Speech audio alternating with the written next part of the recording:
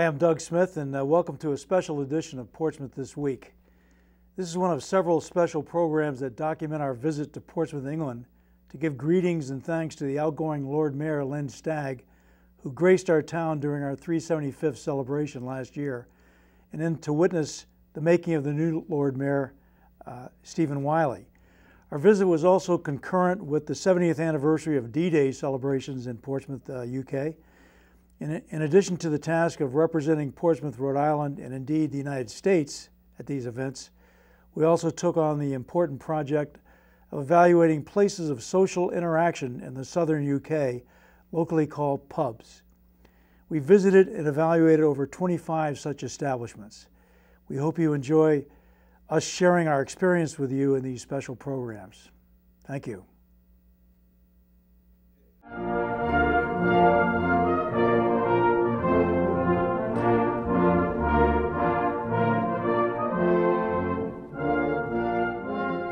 In June 2014, a group of Portsmouth, Rhode Island citizens represented the town on a mission to Portsmouth, England. Their primary mission was to present a resolution of greetings and cooperation from the citizens of the town. They paid their own way. No town funds were expended in the execution of their mission. Their mission involved 3 phases that included their official duty to give greetings and thanks to the Lord Mayor, Lynn Stagg, who graced our shores during our 375th celebration in 2013, and to witness the making of the new Lord Mayor, Stephen Wiley. They also did a special evaluation of establishments of social exchange, locally referred to as pubs. They also represented the town and America during the 70th anniversary celebration of the D-Day landings. On June 6, 1944, nearly 150,000 men left Britain, many of them from Portsmouth and the neighboring city of Gosport. Their mission was to free Europe of Nazi rule. Welcome to another Portsmouth This Week, the voice of Portsmouth Town Hall. We're over in Portsmouth, England this morning. We've been invited to this commemoration of the D-Day operation in World War II that started the Allied effort to retake Europe. Many of the men in the invasion force were Americans, young soldiers and sailors. They faced a day when more of them would be killed in the first 5 minutes of landing on a single beach than have been lost in the entire war in Afghanistan. This is the Citadel. Teenagers experience an eerie reality with battleships firing over them, Germans firing at them, and destroyers firing back. It left an echo in the minds of those who survived that has lasted 70 years. Those in their teens are now octogenarians who have returned, probably for their last time, to pay homage to their compatriots who paid their last full measure of devotion during the invasion. And we're waiting for a group of American veterans that are arriving here, and they're all going to take the ferry. We're at the ferry terminal. They're all going to take the ferry over to France and participate, and they're going to participate in the ceremonies over there. We're just more or less here to see them off. We'll be filming more about this D-Day ceremony as we go along. Thank you. It was a moving experience for those in the Rhode Island group. In awe of their patriotism and dedication to the remembrance, they were honored to be in their presence.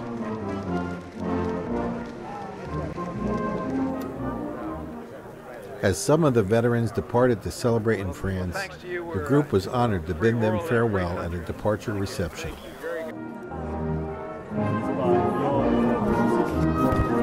Many latter-day important people stood humbled as the group prepared to depart across the English Channel, albeit in a much more benign situation, as they did in the dark and stormy seas 70 years ago.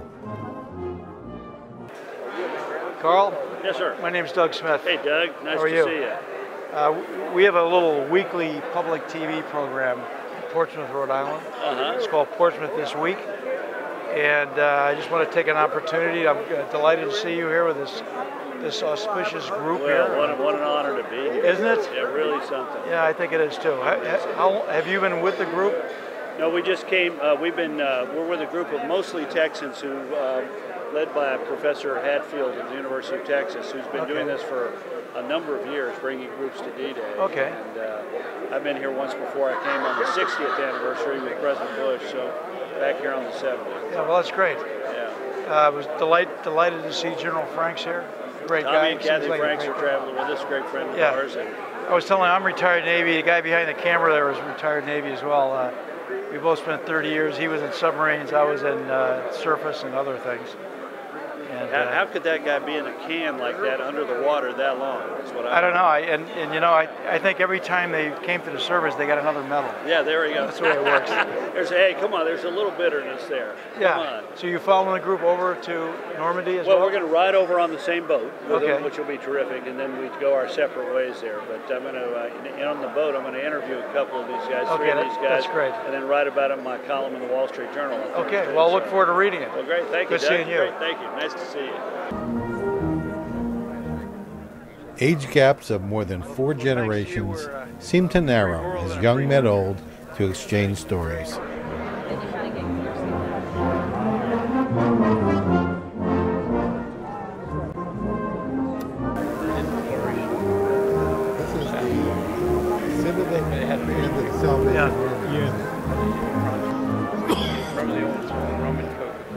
Yeah. American airmen presented them a flag to take to France with them.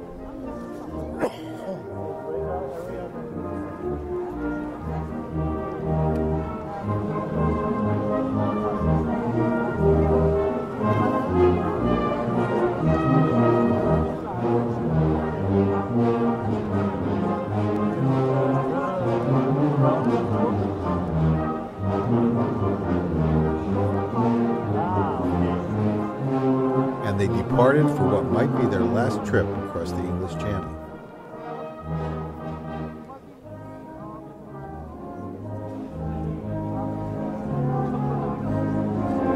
The celebration continued in Portsmouth with the drumhead ceremony. At the pre-ceremony reception, the Rhode Island group met veterans who were not making the trip across the Channel. One of the nurses who took care of American casualties during the invasion was eager to meet some Americans, and the Rhode Island group was eager to oblige.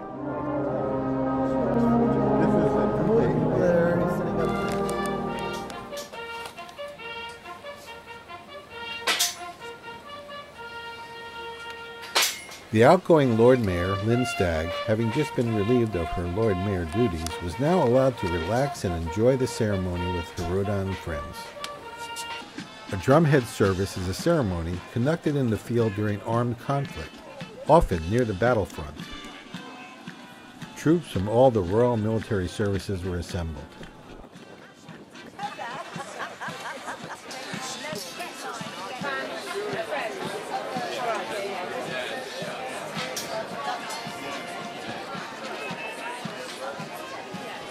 And they were inspected by Her Royal Highness Princess Anne, who serves as the Commodore-in-Chief of Royal Naval Forces in Portsmouth.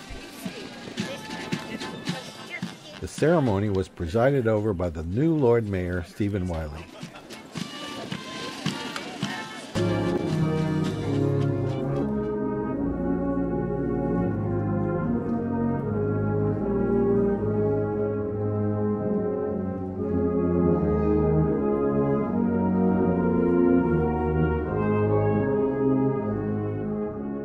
In the battlefield, lacking a church to attend, the military command used its drums, piled neatly and draped with appropriate colors, national and regimental flags, to create an altar. Military chaplains were expected to conduct non-denominational services to the troops, and the drumhead altar served as a generic altar that suited its military purpose.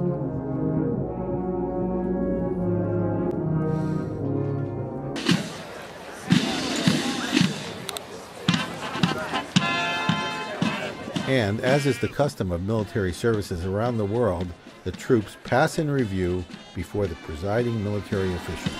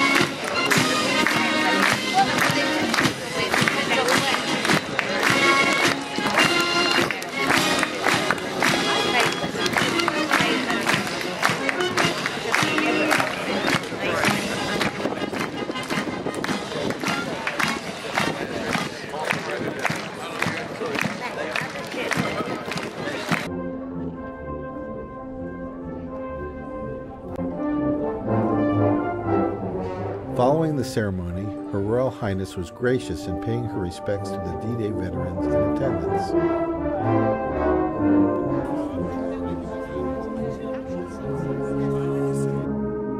The contingent from Rhode Island was very fortunate and honored to pay their respects to Her Royal Highness.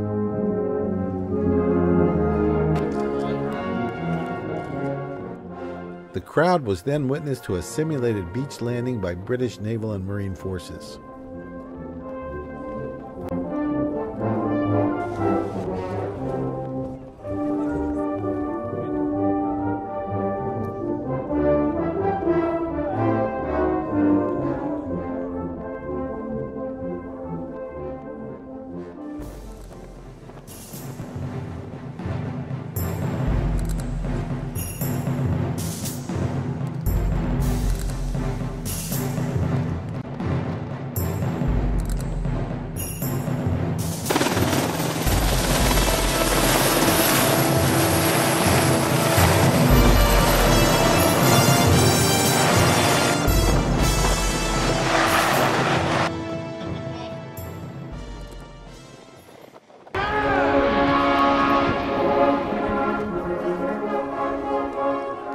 The highlight of the day was in the sky as the Royal Air Force Flight Demonstration Team streaked across the skies.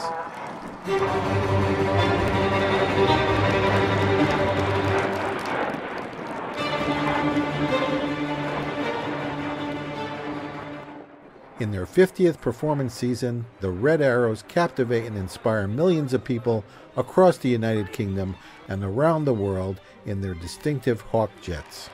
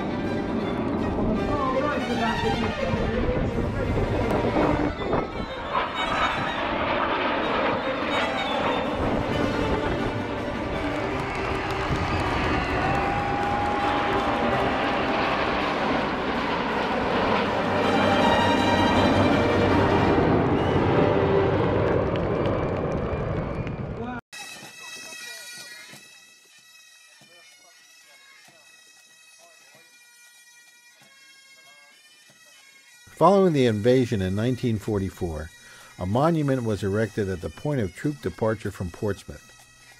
Called the D-Day Stone, it is the site of an annual ceremony and parade to honor those who were killed during the invasion.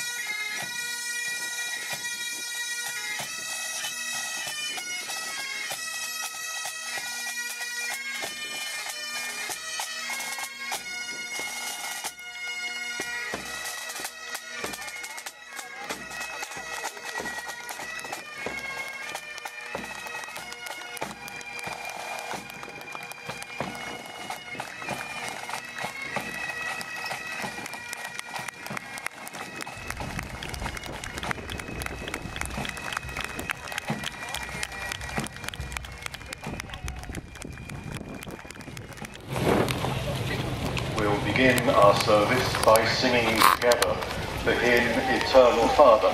Forsake the fullest almighty word, the winds and waves, the mist river, who walketh on the foaming deep, and calm amid his gracious sea.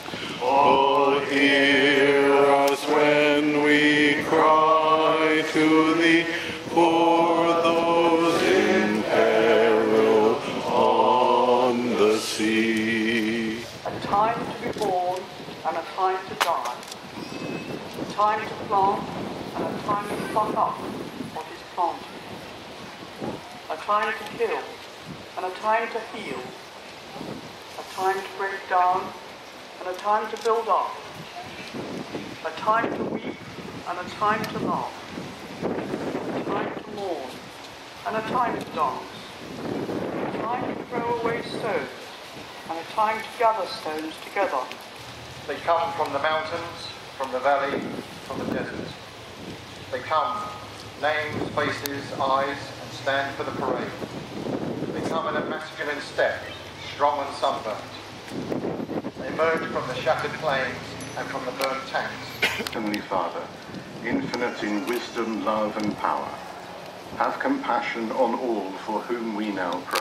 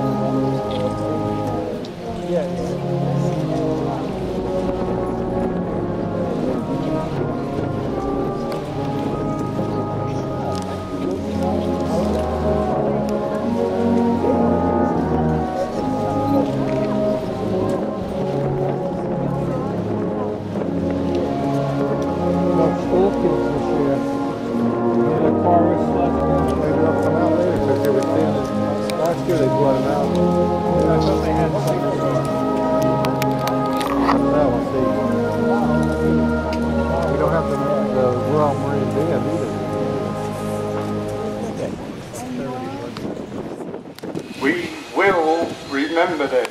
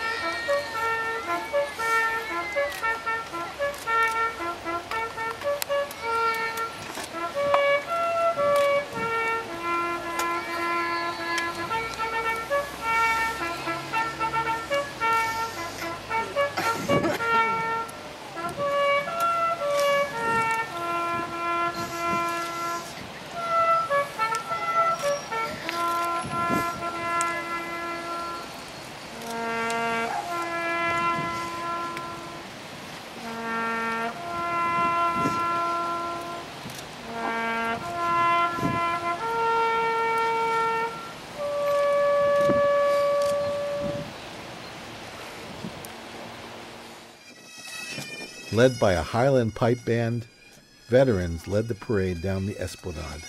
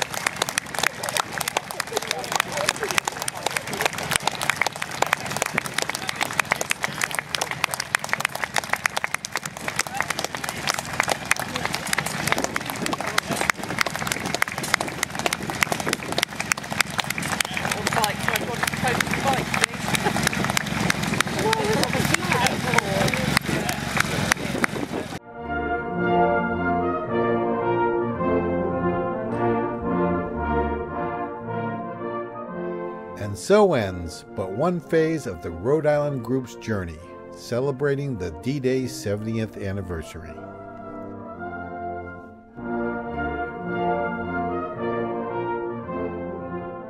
Please stand by for more programs coming soon on their witnessing of the making of the Lord Mayor of Portsmouth, England, and their important task of evaluating selected pubs in the southern United Kingdom region.